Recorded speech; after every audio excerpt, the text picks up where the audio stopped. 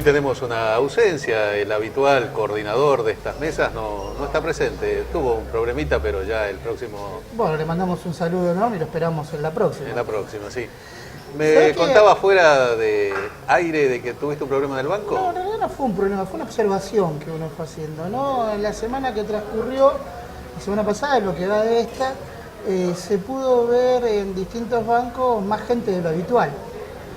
Y cuando uno preguntaba por qué había tanta gente más de lo habitual, tenía que ver con esto de salir casi paranoicamente a comprar dólares, ¿no? Entonces uno pensaba, y pienso siempre en este sentido, ¿cuánta diferencia puede hacer un sujeto común, trabajador de clase media, en esto de acumular dólares, ¿no? Para el ahorro? ¿Cuánta diferencia puedes hacer? Porque no le ganás al sistema de esta manera. E inclusive hay casi una contradicción misma. Cada vez que vos apostás al dólar, lo que vas haciendo es pensar que tu salario se va a devaluar. Ahora sos productor de esa parte, de esa propia devaluación. Claro, pero te cuento lo que pasa. Por ejemplo, los otros días la gente de la FIP me decía, acá nos hemos pasado sacándole la clave fiscal a empleados del Poder Judicial.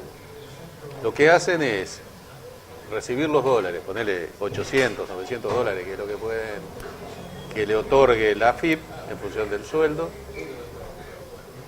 Lo reciben, van y lo venden en el mercado marginal y imagínate que en 900 dólares, sacado alrededor de 5 o 6 pesos de diferencia, son 5.400 pesos. Claro, pero la pregunta es, en esa diferencia, ¿qué ganó el tipo de clase media, más allá de este dinero?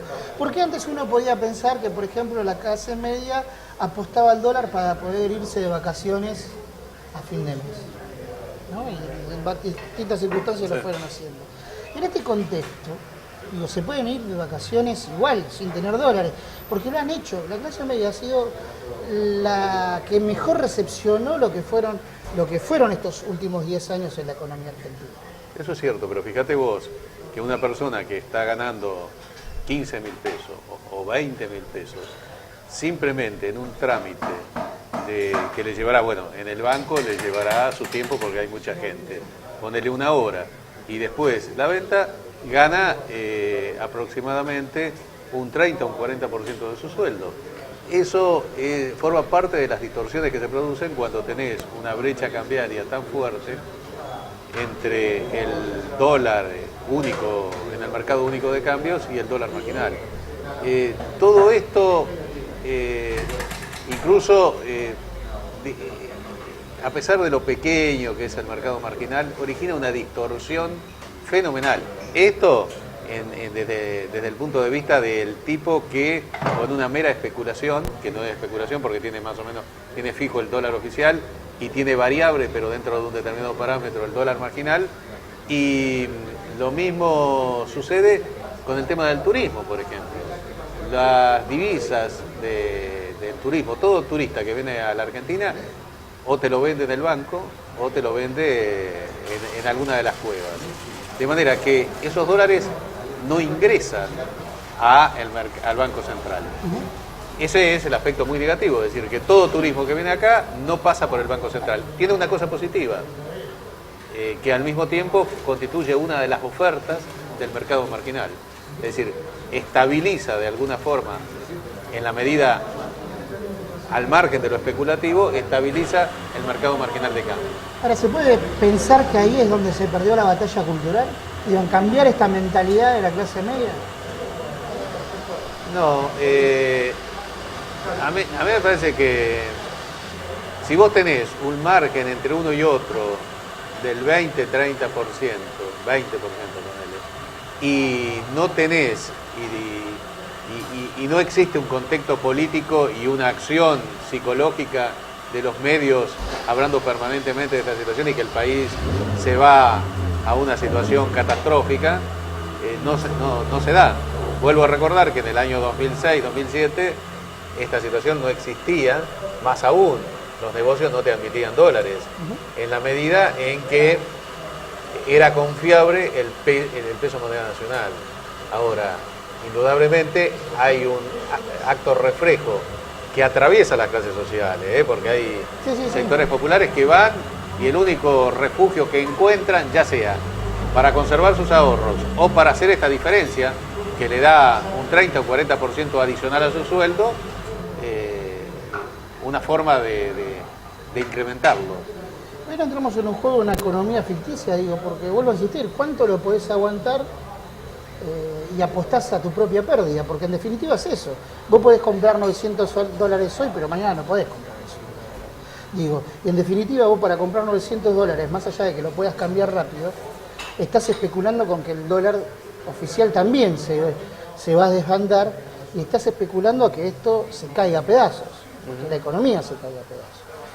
Y no ganás vos en eso, porque de última terminás perdiendo. Es como el casino, digo, ¿no? Vos el casino vas y podés ganar, podés apostar 2 plenos y podés ganar 1 o 2 veces. Ahora, si fuiste 10 veces, no vas a ganar las 10 veces en el casino. Y me parece que acá pasa lo mismo, de alguna manera.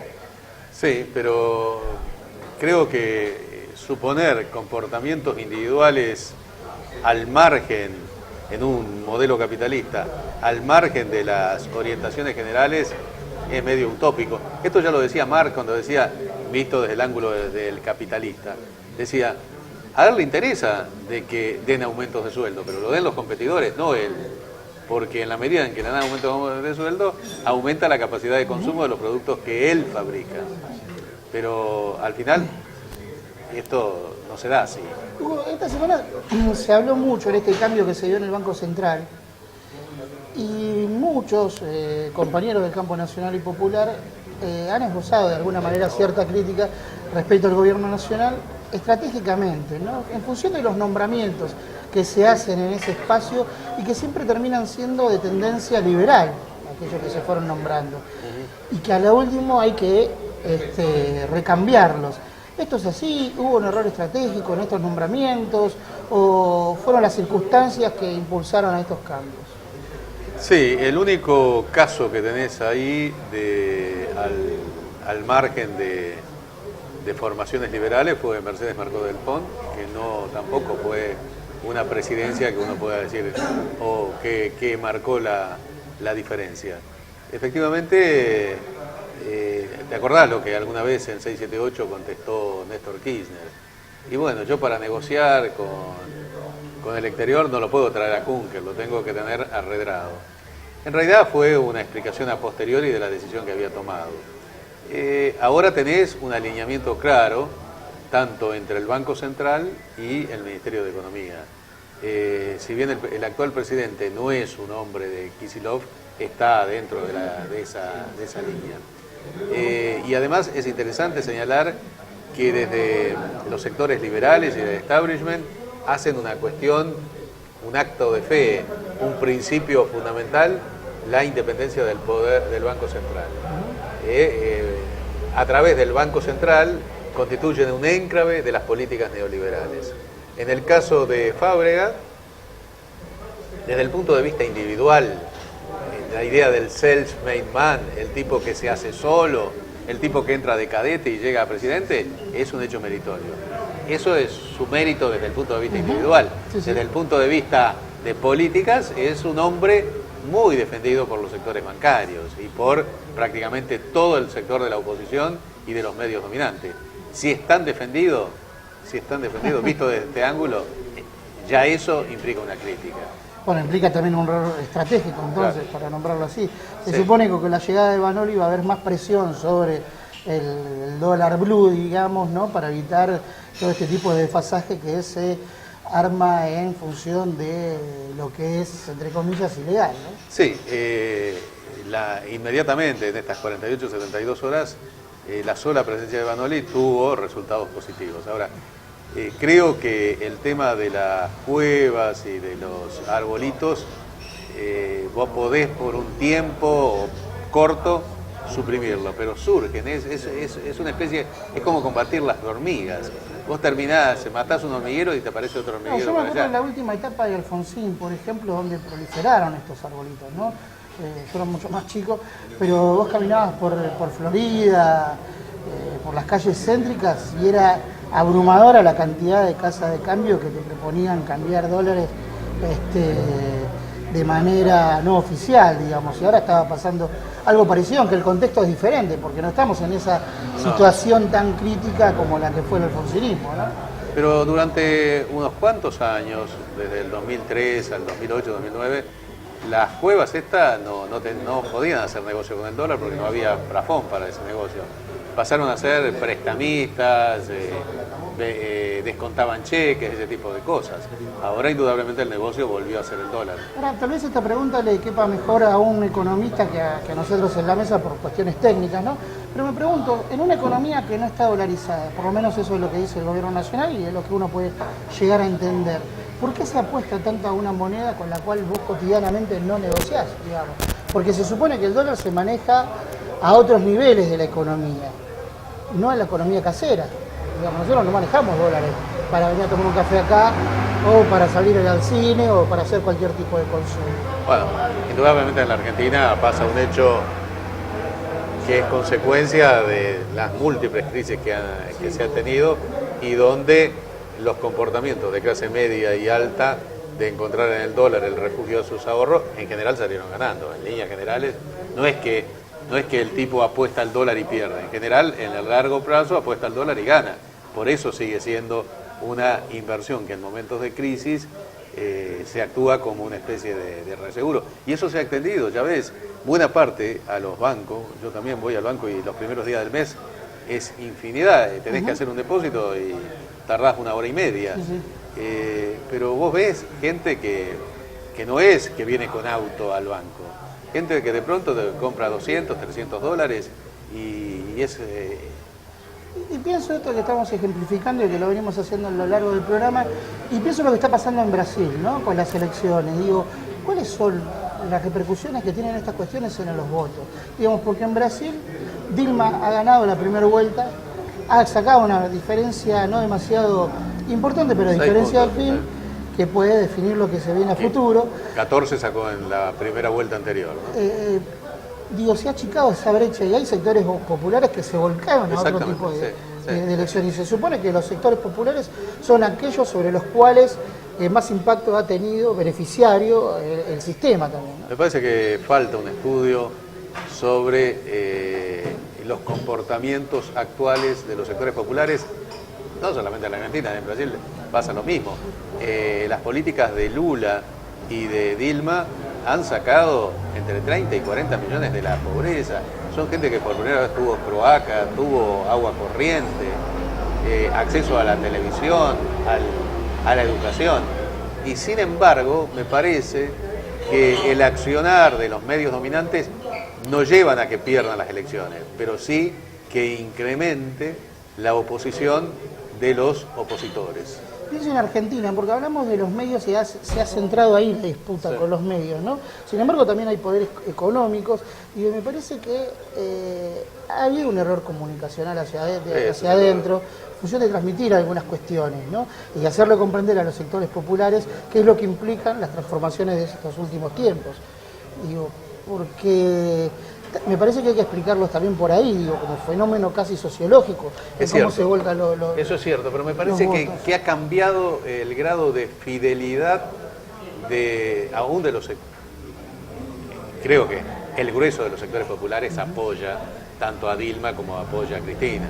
Ahora, era impensable que un favorecido por este tipo de políticas, estando Perón o Evita, votarían por Balbín.